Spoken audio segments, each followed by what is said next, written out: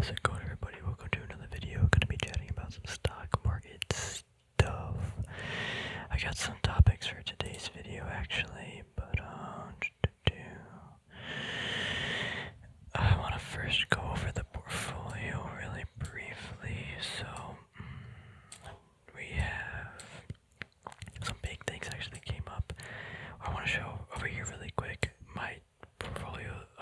The yield on the portfolio from dividend stocks went down by like 0.75%, which is like massive. Actually, what is that?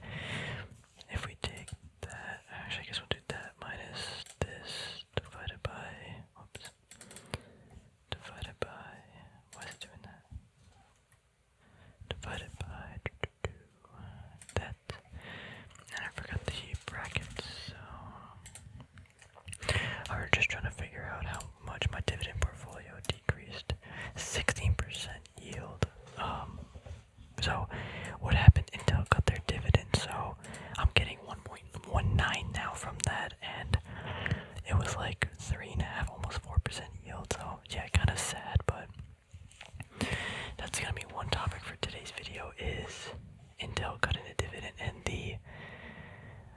I don't even know what the word is to use, but my disappointment, I guess, in Intel so far. I knew it was gonna be kind of a rough year, but it just feels like it's worse. And I'll go over to the chart really quick. Like, I mean, again, the stock price doesn't necessarily reflect like how the company is doing. It's just how investors and the market is viewing this. So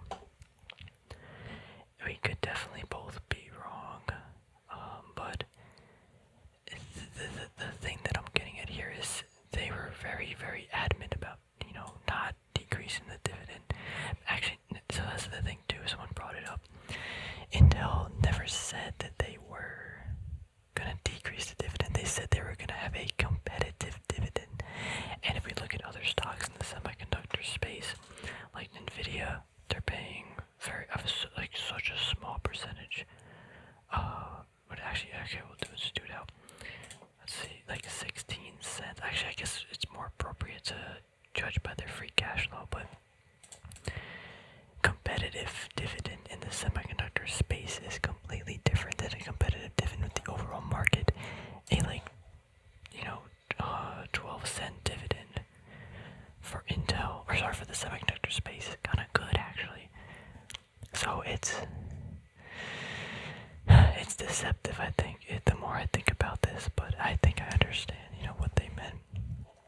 But they kind of hit it in their words.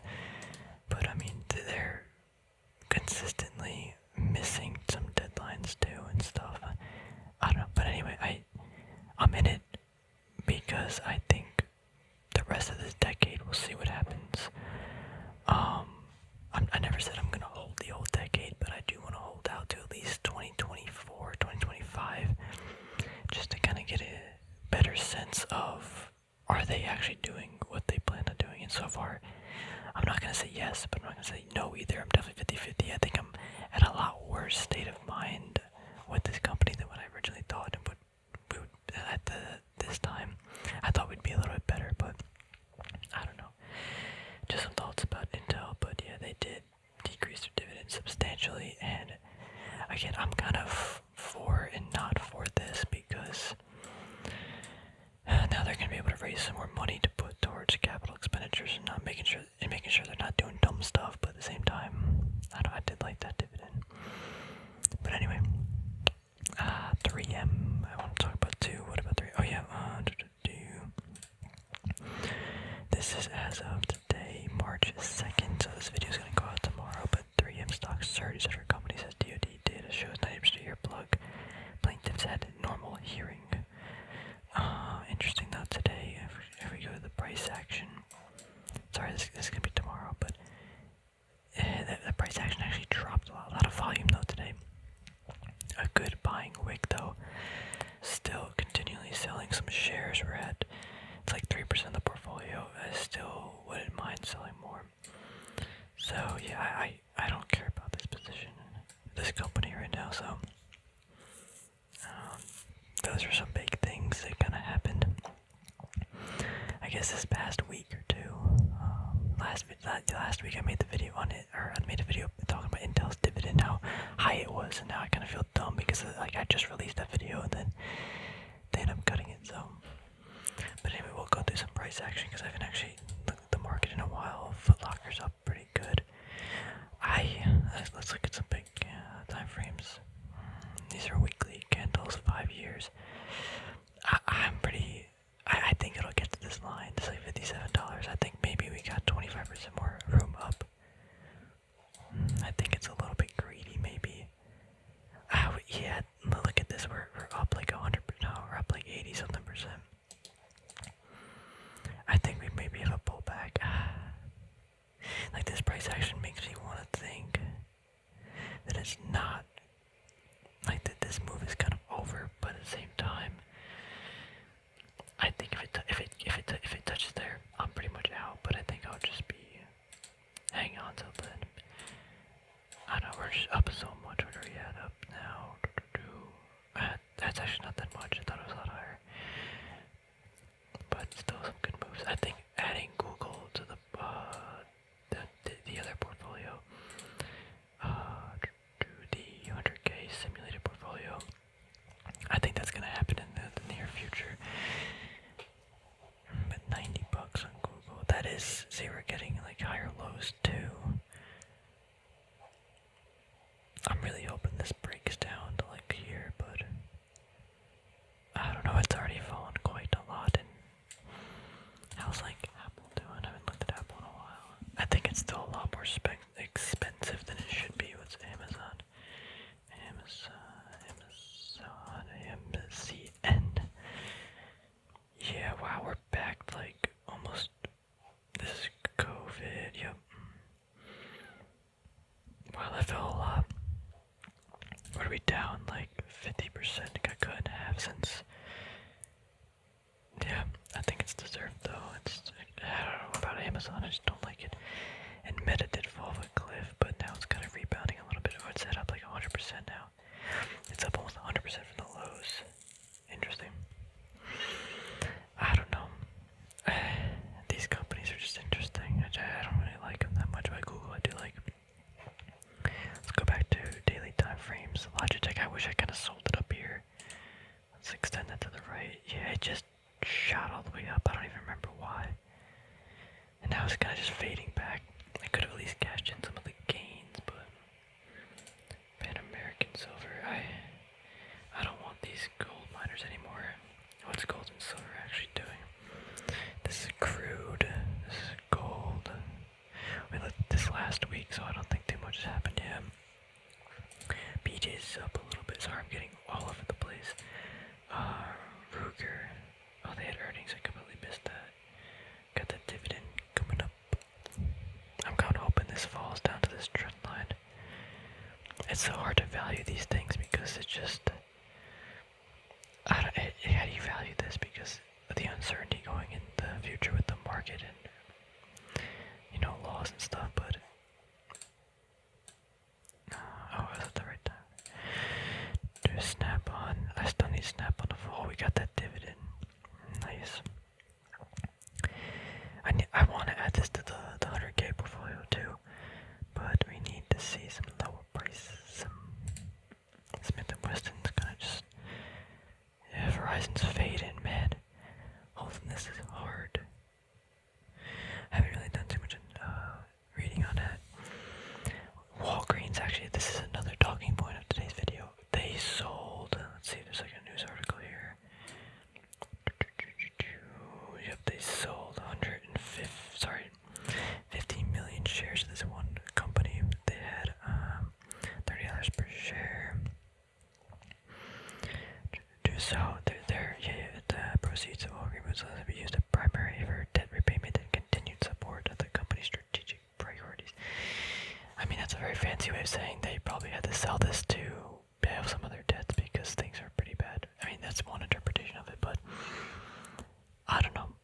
They just have so much debt. And I guess a lot of the debt is a capital leases. I don't remember exactly, but they definitely are not that unleveraged. And because of that, I don't know how much I like them, but they're trading at such a low PE. Actually, do we even have it on this?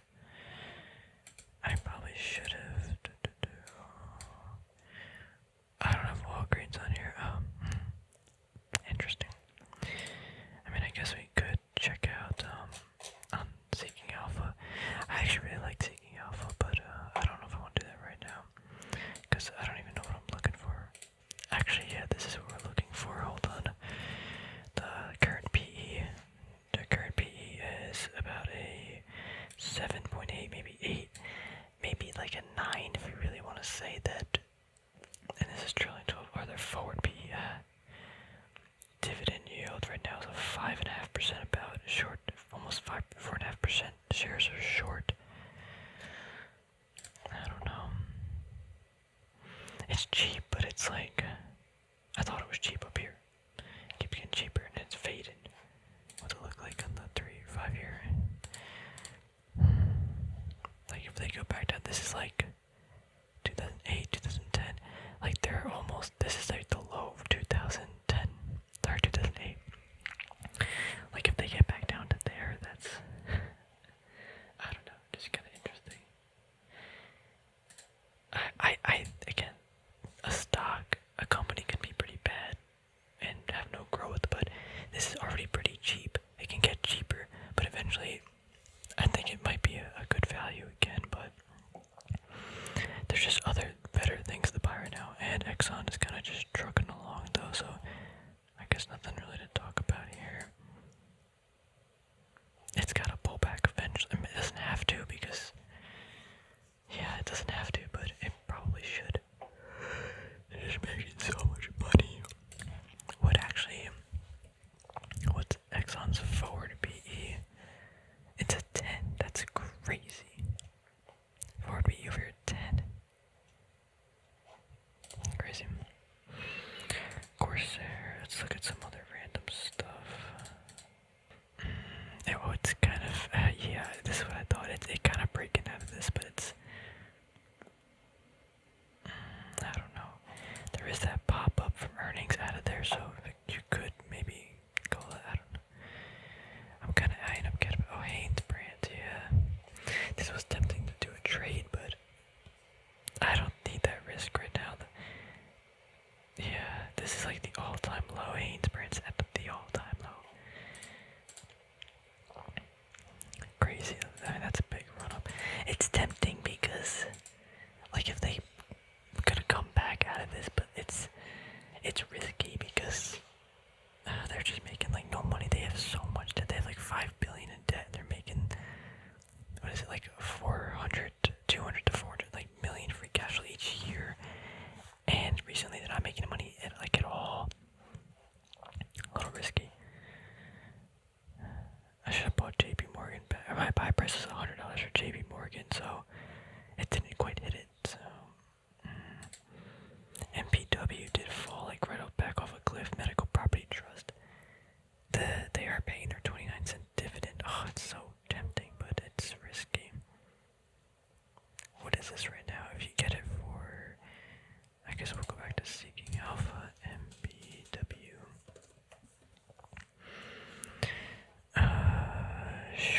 Wow, 18% short, and the yield's 11.5%. Again, they had a lot of problems, but like one of their tenants might not be able to pay. But there's risk, but that's where a lot of reward is. You could potentially be getting 11.5% yield at a pretty good price with potential upside. Like, is this like all-time lows? No. Like from a technical perspective, this is bad. Like there's no reason to buy this from a technical point of view, but from a non-technical point of view, it's like okay. It's also at like $10.5. This is like the third time kind of bouncing at like $10. I don't know. I know Covert Analysis. Not sure if you're watching this deep in the video, but he knows a lot more about REITs, so he's still gotta chat with them about this. Is it worth? So again, it's about probabilities and risk and reward. Right now, is the risk of this stock cutting the dividend and losing one of their tenants worth the potential reward of keeping that 11? It's like the same thing with Intel. Is the risk worth the reward? And for me, it was. But also, I feel like I've already taken on a lot of the risk from other companies. I don't know if I should do that with this one too. Especially I need to do more due diligence, but I'll stag back it down under 30, maybe. No. Stag is still expensive to me. Again, because the risk-free rate is like 5%.